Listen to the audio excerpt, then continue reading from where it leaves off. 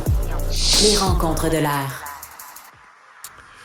Là, il y a Pat White qui se dit « Hey, on devrait connecter ça à un site de vente de cristaux pour... » Alexandre Dubé est avec nous.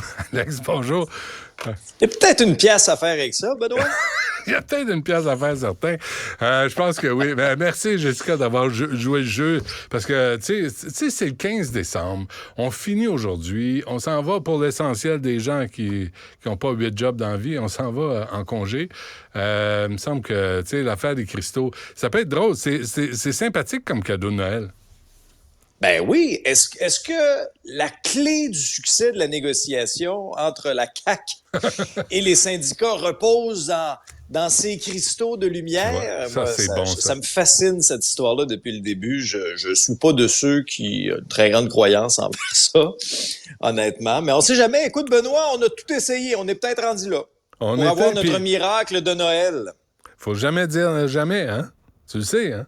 Là, il y a une journée de manifestation à la Fédération autonome d'enseignement. Ouais, la FAE. Ouais, alors j'espère qu'ils négocient en même temps. Oui, ben là, j'ose croire, mais c'est une journée de visibilité aujourd'hui, le temps à Montréal qu'à Québec, on veut se faire entendre. Pendant ce temps-là, notre fenêtre d'opportunité pour un éventuel retour là en classe la semaine prochaine commence à vraiment diminuer là, parce que aujourd'hui, les enfants dont les travailleurs du réseau scolaire sont affiliés au Front commun sont de retour à l'école. Là. C'est la fin de cette séquence de grève-là. Je parlais avec M. Hainaut de la CSN dans mon épisode qui disait... Comment il va, M. Hainaut? Comment il va? Va bien, il a l'air de bonne humeur. Oui, il a l'air de bonne humeur. Il n'a pas eu le temps d'acheter ses cadeaux parce que là, ça travaille fort, ça se parle. Puis, et il me disait qu'à l'heure actuelle, par contre, on n'en est pas rendu au stade où on peut présenter, par exemple, aux membres là, lors des instances en début de semaine prochaine, une entente de principe. Mais il reste toute la journée de vendredi, il reste toute la fin de semaine. Et selon lui, l'objectif d'en arriver à un règlement avant le temps des fêtes, c'est toujours réaliste. Là où je suis un peu moins optimiste, Benoît, c'est avec l'espèce de psychodrame qu'on a vécu cette semaine entre les sorties du premier ministre, qui visiblement, selon le syndicat, reflétait pas du tout ce qui se passe à la table de négociation. La conférence de presse de la présidente de la FAE qui est arrivée à un très, très drôle de moment, alors qu'on nous dit que oui, ça avance au table, mais finalement, écoute, on plante le premier ministre. Alors là, tu te dis, sur le plan de la communication, ça sert à quoi cette conférence-là? Et, tu sais, quand on regarde un petit peu le calendrier, ce qui s'en vient, Benoît, là, un retour en classe lundi, à moins d'un miracle de Noël aujourd'hui, c'est très peu probable parce qu'il y a des étapes. Il y a des étapes à respecter aussi. À partir du moment où ils vont avoir une entente de principe entre les mains, ben là, il faut présenter ça aux instances. Il y a une décision qui est prise. Alors, tu sais, ils vont revenir pour quoi? Une journée, 2 jours? S'ils reviennent, j'ai l'impression qu'on est davantage en mode de sauver le retour en classe début janvier plutôt que d'essayer de revenir une journée pour regarder des films de Noël. Pas besoin de regarder un film de Noël à l'école. Benoît, ils les ont toutes vues dans les dernières semaines. Non, arrêtez avec les films, là. Ça, je disais, moi, à l'époque, dans les années 70, là, quand j'étais au primaire, si l'enseignante sortait la télé là, sur un chariot à roulettes, puis l'apportait avec une vidéocassette qui était grosse de même, là, t'étais fou comme de la merde parce qu'on n'avait pas de film là, comme ça. Là, c'était exceptionnel. Mais aujourd'hui, tu peux voir des films sur ton téléphone. Arrêtez avec les films dans les classes. Là. Trouvez autre chose. Faites des quiz, faites des concours, faites des débats, mettez à profit la présence des enfants, mais arrêtez avec les sacramouilles de films à merde, pour remplir du temps. Forcez-vous un peu. Non, mais ça, on peut... L'art oratoire, Benoît, c'est un art qui se perd. Hein? Puis on le voit dans la société. L'art de débattre. Souvent, lorsque les gens débattent, entre autres sur les réseaux sociaux, c'est à coup d'insultes. C'est pas ça l'art oratoire. C'est pas ça l'art de débattre. Alors oui, il y a de l'éducation à faire là-dessus, c'est clair. Du travail. Hydro-Québec est vraiment un modèle à suivre en termes de gestion des fonds publics. C'est vrai qu'Hydro-Québec n'a pas engagé McKinsey à coût de millions. C'est vrai qu'Hydro-Québec n'a pas des bonnies, même si c'est un monopole. Hydro-Québec est là pour nous faire la leçon.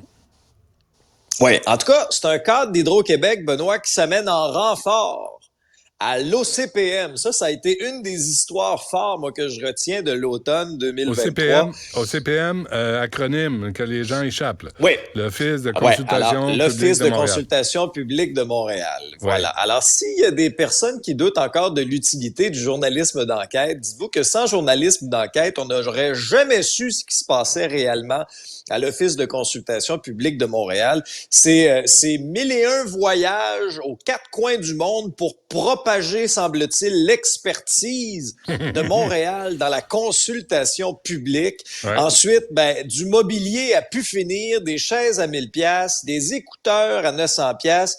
Alors bref, il y a des gens qui ont perdu leur emploi dans cette histoire-là. Pensons à Dominique Olivier, celle qui gérait auparavant l'Office de consultation publique de Montréal, qui était la numéro 2 à la ville par la suite. Elle a démissionné. Ça a coûté le poste de celle qui l'a remplacée à la présidence de l'OCPM, Isabelle Beaulieu. Elle a été congédiée pour faute grave. Et là, c'est quelqu'un d'Hydro-Québec, un cadre de chez Hydro-Québec qui est responsable de la stratégie de transition écologique. Il a dirigé le BAP aussi de 2018 à 2022. Il s'appelle Philippe Bourque. C'est lui qui vient prendre les rênes de l'OCPM. Il va toucher l'équivalent d'un salaire annuel, nous dit-on dans le journal, de 180 000 $ pour accomplir cette tâche-là. Président par intérim pour 6 mois. On va souhaiter qu'il y ait des goûts un petit peu moins dispendieux que ses prédécesseurs. Ouais. Est-ce qu'il va garder Guy Grenier? Ah, ça, j'avais hâte que tu me poses la question. Ça, c'est très, très... Guy Grenier qui doit être revenu, je présume, là, du Brésil. J'ai bien hâte de voir, moi, ce qui va lui arriver professionnellement. Bon, en passant, je te regardais là, des écouteurs à 900 $ là, de l'Office de consultation. Je regarde tes écouteurs, là, ça doit coûter ça aussi, hein? Oui. Pour ceux qui nous écoutent en vidéo, moi, je fais 2 heures de balado, d'épisodes à tous les jours avec des écouteurs à 15 $ dans les oreilles. Ouais, moi, je viens de la classe moyenne, Benoît. J'ai des goûts peut-être un petit peu plus modestes et je vous confirme que ça marche très, très bien. Et il n'y a pas un chat qui les a payés. C'est moi qui les ai payés. J'ai pas tété de l'argent à personne, encore moins de fonds publics. Non, mais quand ça sort de sa poche, c'est drôle, hein, qu'on regarde plus le prix des choses, hein, mais pas là. Alors, un cadre d'Hydro-Québec va venir gérer ça, ça va, voilà. ça, c'est rassurant. Et avant qu'on se quitte, Radio-Canada et CBC, bonne nouvelle, parce que j'étais inquiet. Vas-y. Oui. Oui, parce qu'on était inquiet parce que CBC et Radio-Canada est seulement financé à 1,2 milliard de dollars de fonds publics. Ça, c'est la subvention qui arrive du fédéral à chaque année. Mais là, j'ai des larmes, j'ai de la peine. Oui, sors ton Kleenex. Mais c'est parce que, juste pour être bien sûr là, qu'on arrive dans les chiffres, ils peuvent aussi vendre de la publicité à la télévision, puis ils vont vous charger tout.tv extra. OK? Mais là, malgré tout ça, on s'est assuré de leur donner un plafond de 7 millions de dollars de l'entente de Google. Là. Au moins, ils vont avoir une partie là, de cet argent-là. T'sais, parce que ça aurait été vraiment injuste que ce soit juste les radios puis les TV privées qui mettent la main là-dessus. Hein? Ben non, mais là, au moins, on a pensé aussi aux gens de la CBC, Radio-Canada. Et voilà, alors il y a l'esprit de partage du temps des fêtes, Benoît. Exactement, puis c'est important, l'esprit de partage. Tu vois, Radio-Canada l'a pris l'esprit de partage parce qu'ils veulent partager les revenus publicitaires avec le privé. Ils sont allés chercher ça. Oui. Eux autres, ils partagent encore une fois dans leur sens à eux. Puis ils se plaignent toujours. Tu sais, il y a des coupures, puis il y a des coupures. C'est bien épouvantable ce qu'ils doivent faire pour survivre aux coupures à Radio-Canada et à CBC. Madame Tate est toujours en Australie? Je ne sais pas si elle est revenue, Mme Tate. C'est une très bonne question. Il faudrait se demander, est-ce que les cadres auront effectivement leur boni du temps des fêtes? Non, mais tu sais, parenthèse, Benoît, moi, je me réjouis jamais là, quand je vois une perte d'emploi dans le monde des médias. Mais là, la répartition, là, c'est ça. Un plafond de 7 millions pour CBC. Les radios et les télévisions privées auraient 30 % et les médias écrits auraient 63 %. Ça entre en vigueur là. La loi 19, et les médias pourront négocier pendant 180 jours là, avec Google. Sais-tu ce qui est scandaleux là-dedans?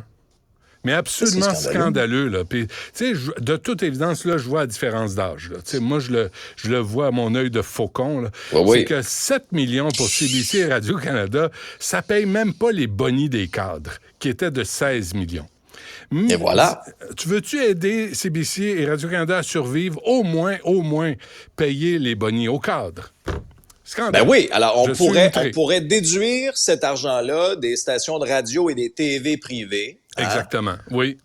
Pour faire don pour les cadres de Radio-Canada. C'est ça. L'esprit de partage.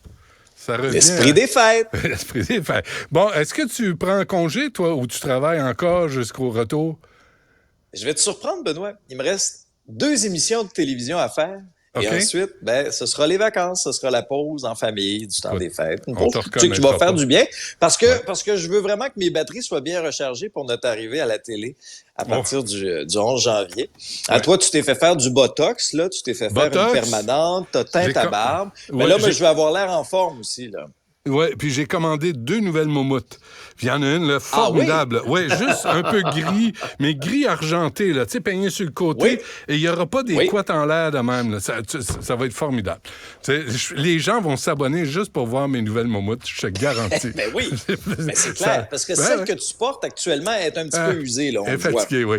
Oui, puis tu sais, les écouteurs, là-dessus, ça use, la moumoute. Fait que là, je suis obligé d'en acheter des nouvelles. Et sais-tu quoi? Je les paye moi-même. Pourquoi tu penses que je prends ceux-là, moi? Ah oui, hein, pour protéger tes cheveux. Ouais, tu fais bien. Oui. Attends donc. Je pense que j'en ai aussi. Je vais me brancher, je vais voir ce que ça donne. Vas-y. Ah, sacré. Vas-y. Regarde ça. Oui. Quelqu'un de la FADOC qui essaye de jouer avec des écouteurs. Regarde ça. Commence par les démêler comme il faut. OK, je vais faire ça Puis, pendant la faut pas pause. t'oublier avec tes nouvelles moumoutes, Benoît. Mais elle n'est pas dans sécheuse. Je vais le dire à Mme Dutrisac. Et peigne léger. C'est vrai. OK, c'est noté. Merci pour ces judicieux conseils. Joyeux Noël, bonne année, Alex. Joyeux Noël à toi aussi, mon ami. Salut.